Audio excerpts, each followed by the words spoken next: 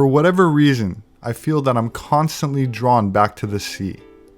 While I enjoy being out anywhere in nature, such as deserts, forests, and even lakes, there's no substitute to being out by the ocean, where I'm reminded of ancient mythologies laid out by seafaring civilizations of the Mediterranean, especially concerning the lost continent of Atlantis. I often wonder about how many of our modern religions and mythologies actually have their roots in the Pleistocene, or Ice Age, when Atlantis was said to have existed, being passed down to us in our current age, retold with new names and through new languages. While recorded history is only a few thousand years old, humanity's oral tradition stretches back for many more millennia, with mankind in a state of collective amnesia, in large part due to periodic global cataclysms that force civilizations to start over from scratch, except for ancient stories passed down to us in the form of myths and fairy tales.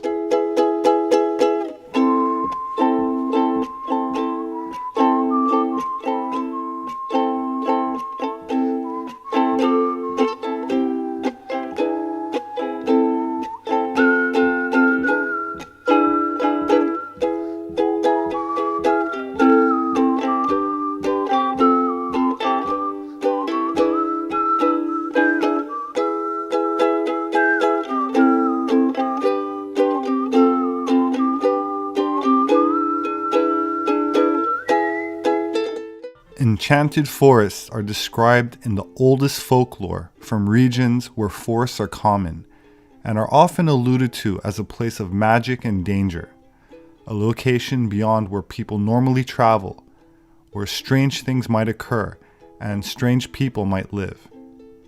Monsters, witches, fairies, dragons, dwarves, elves, giants, gnomes, trolls, unicorns, and other mythical creatures are depicted in books of fantasy for centuries, but whose oral tradition go all the way back to prehistory. Some stories have trees that talk, or with branches that will push people off their horses. Others feature sorcerers and witches living somewhere in the depths of the forest. Anthropologically speaking, they represent places unknown to the characters, and provide situations of transformation and liminality, a word which comes from the Latin word limen, meaning threshold, and is used in the context of the ambiguity or disorientation that occurs in the middle stages of a rite of passage, when participants no longer hold their pre-ritual status, but have not yet begun the transition to the status they will hold when the rite is complete. So it's where one is standing at the threshold between their previous way of being and a new way or identity, which completing the rite establishes. In Norse myth and legend, Mirkwood was a dark and dangerous forest that separated various lands. Heroes and even gods had to traverse it with difficulty. Back in the early 1800s, Jacob and Wilhelm Grimm were brothers who, while working as librarians, put together a collection of 86 stories, mostly from Germanic folklore, first published in 1812, and in all of them, the hero always goes into the forest. Acting as a place of transformation, the forest can also be a place of magical refuge, such as with Snow White, who escaped from her stepmother into a forest with dwarves. It is in the forest that the dwarf of Rumpelstiltskin reveals his name, allowing the heroine a way to free herself. In a study published in the journal Royal Society Open Science, a folklorist and anthropologists say that the popular stories and fairy tales are much older than originally thought. Instead of dating from the 1500s, the researchers say that some of these classic stories date back thousands of years. For example, Beauty and the Beast and Rumpelstiltskin to be about 4,000 years old. This contradicts previous speculation that story collectors, like the Brothers Grimm, were relaying tales that were only a few hundred years old. In the article, the team tracked the presence of the tales in 50 Indo-European or Aryan language-speaking populations. They were able to find the ancestries of 76 tales, tracking them backward using language trees. As they tracked, they found evidence that some of the tales were actually based in other stories. More than a quarter of the stories turned out to have ancient roots. Jack and the Beanstalk was rooted in a group of stories classified as the boy who stole Ogre's treasure, and could be traced back to when Eastern and Western Indo-European languages split more than 5,000 years ago. And a folktale called The Smith and the Devil, about a blacksmith selling his soul in a pact with the devil in order to gain supernatural abilities, was estimated to go back 6,000 years. In it, a blacksmith strikes a deal with a malevolent supernatural being, such as the devil, death, or a genie. The blacksmith exchanges his soul for the power to weld any materials together. He then uses this power to stick the villain to an immovable object, such as a tree, to renege on his side of the bargain. This basic plot is stable throughout the Indo-European speaking world, from India to Scandinavia, according to this research. The findings seem to confirm the long disregarded theory of fairy tale writer Wilhelm Grimm, who thought that all Indo-European or Aryan cultures shared common tales. Some of the fairy tales go back thousands of years older than the earliest literary records, going back into the Bronze Age. The study said that this tale could be traced back to the Proto-Indo-European or Aryan society, when metallurgy likely existed and there was an archaeological and genetic evidence of massive territorial expansions by nomadic tribes from the southern Russian steppe and the northern shores of the Black Sea between 5,000 and 6,000 years ago. These findings are interesting, as a little over 7,000 years ago, the Black Sea, which was formed by melted glaciers, was a freshwater lake, until an event that geologists and anthropologists call the Black Sea Deluge happened, which not only flooded the people living near the shores, but the water was no longer usable for agricultural purposes, which may be a major impetus for the first waves of what is historically known as the Aryan invasions, where the Proto-Indo-Europeans, or Aryans, migrated to places where we find rivers for agricultural purposes, such as the Indus Valley, which did not have horses before the Aryans arrived, implementing an ethnic caste system, the remnants and traces of which can still be found in India today, not to mention Sanskrit, which is an Indo-European language. They also settled Iraq between the Tigris and Euphrates rivers, establishing what eventually became some of the earliest empires of the Holocene, meaning our current age, the time following the Ice Age. Of course, these Aryans also penetrated into Europe, introducing domesticated animals to the continent, such as cows, and even today, Northern Europeans are among the most lactose-tolerant people on Earth, a genetic trait that comes directly from milk-drinking Aryans, and is a clear genetic marker of the Aryan roots and genetic affinities in Scandinavia and the Germanic people. Another shared genetic indicator is blood type, such as a high degree of Rh negative, which I cover in my book Species with Amnesia, and identify as a trait, part of the haplotype that can be traced back into the Pleistocene, or Ice Age, to Cro-Magnon, the name of the first specimen found in a cave near the Atlantic, in the Pyrenees. Cro-Magnon is the direct ancestor of the population that settled near the Black Sea and Anatolia after the Ice Age, which incidentally is where Noah settled in the Bible, Mount Ararat, which is part of the Caucasus Mountains in modern Turkey and Armenia, and where the term Caucasian comes from, and from where the Aryans spread their languages, domesticated animals, and agricultural civilization from, and why they were considered the ethnic blue-eyed nobility of every agricultural society of the Holocene, no exceptions. This may help to explain this quote by Rudolf Steiner when he said, quote, "The greatest part of the Atlantean population declined, and from a small portion are descended the so-called Aryans, who comprise present-day civilized humanity." Which brings me to another interesting quote by U.S. Congressman Ignatius Donnelly, who wrote in his book, Atlantis, the Antediluvian World, quote, "Did the Aryan race come from Atlantis? The center of the Aryan migrations was Armenia. Here too is Mount Ararat, where it is said the ark rested, identified with the flood regions, representing the usual transfer of Atlantis legend by the Atlantean people to a high mountain in their new home. The Greeks, who are Aryans, trace their descent from the people who were destroyed by the flood, as did other races clearly Aryan."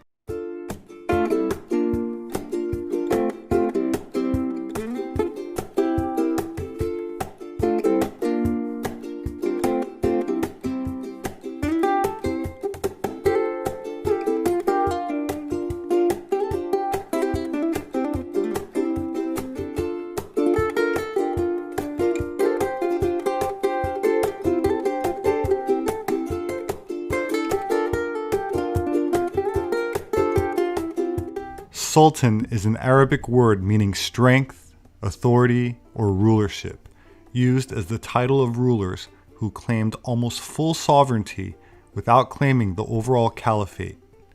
Where a caliph is an Islamic political leader considered a religious successor to the Prophet Muhammad, a sultan is closer to what we think of as a king or a powerful governor of a province within the caliphate, but the title still carries religious significance.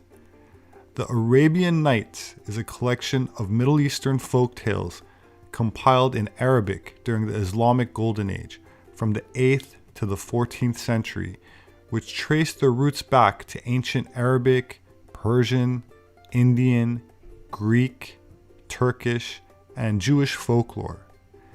The main story is about an ancient Iranian or Aryan king that ruled in India and China that was shocked to discover that his wife had been unfaithful, and so he had her killed. In his bitterness and grief, he begins to marry a succession of virgins, a new one each day, only to execute each one the next morning, before she has a chance to dishonor him. This goes on until there are no more virgins left, so the Sultan's advisor, whose job it was to provide the virgins, offers his own daughter as the next bride. On the night of their marriage, she begins to tell the Sultan a tale, but it does not end. This makes him curious about how the story ends, and thus he postpones her execution in order to hear the conclusion. This goes on for 1,001 nights. There are different versions that all have different individual detailed endings, but they all end with the Sultan eventually giving his wife a pardon and sparing her life.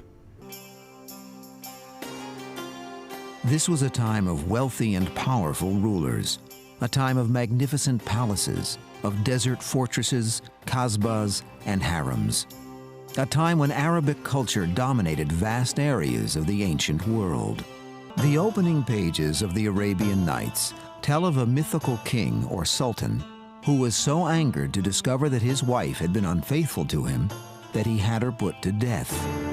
Fearing further sexual betrayals by any of his future wives, the Sultan decided to marry a virgin each day, take his new bride to bed, and then have her beheaded the following morning.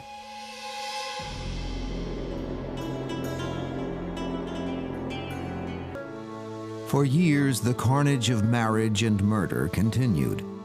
Eventually, few eligible young maidens remained alive in the Sultan's kingdom. The nation's highest government official, the vizier, could no longer find any women to take the deadly marriage vows with the Sultan. All had already succumbed to his bloody decree. All, that is, except one. She was the vizier's own beloved daughter, a beautiful young woman by the name of Scheherazade. With no choice but to remain loyal to his sultan, the vizier reluctantly introduces Scheherazade to him. The sultan willingly accepts his lovely new bride, sealing her fate. It is here that the Arabian Nights surprises its readers with the first of many unexpected turns. For the text reveals that Scheherazade devises a plan that may save her life. After hours of passionate lovemaking, Scheherazade playfully asks the Sultan if he would like to hear a story. Always ready for a little diversionary entertainment, he agrees. And so Scheherazade begins to weave her spell. She starts to tell him a fable of high adventure and intrigue. By sunrise, the Sultan is still engrossed in the tale.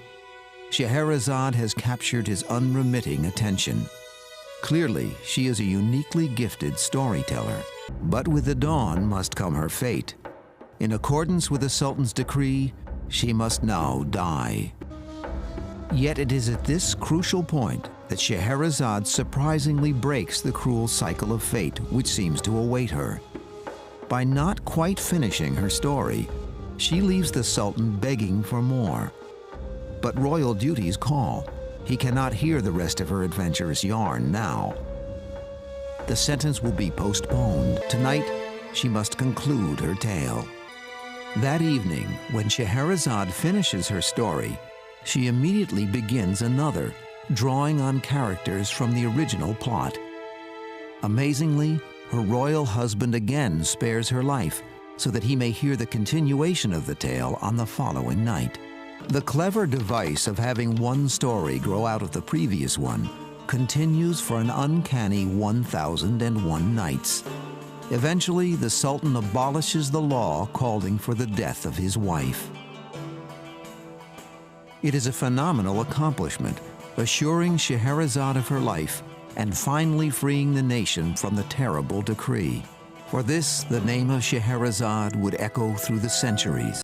Through Scheherazade, the Western world was introduced to some of the best-loved adventure stories of all time. Many have become classics and are as popular now as when they were first told in 7 locations as diverse as India, Egypt, China, Persia, and Africa. The tales in the Arabian Nights contain a rich assortment of larger-than-life characters who often struggle against immense odds with mythical beasts and monsters, supernatural beings, magical objects, and feats of great courage peppered throughout the stories. Many of them have a moral underpinning, containing a profound message of hope. But who was Scheherazade, the extraordinary woman of whom so little is known?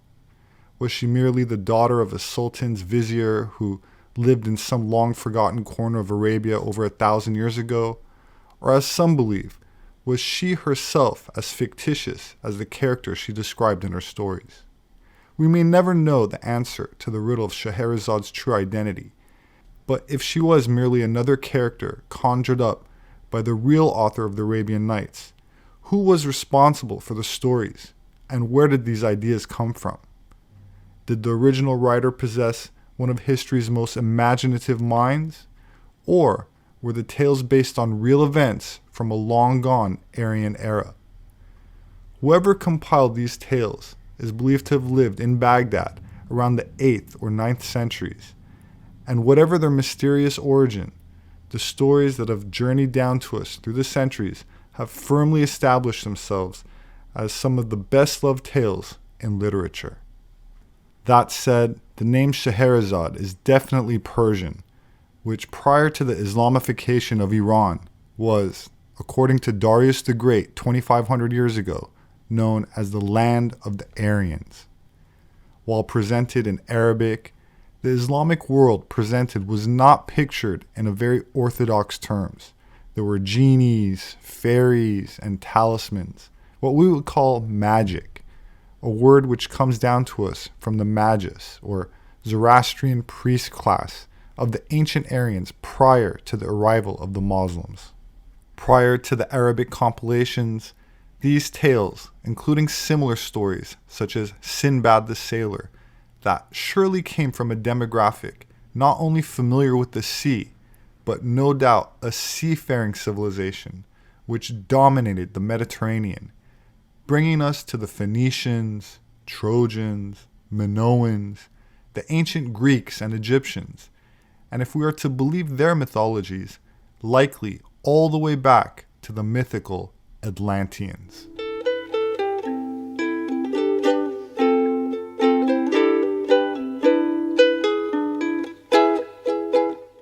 My name is Robert Sepehr. I'm an anthropologist.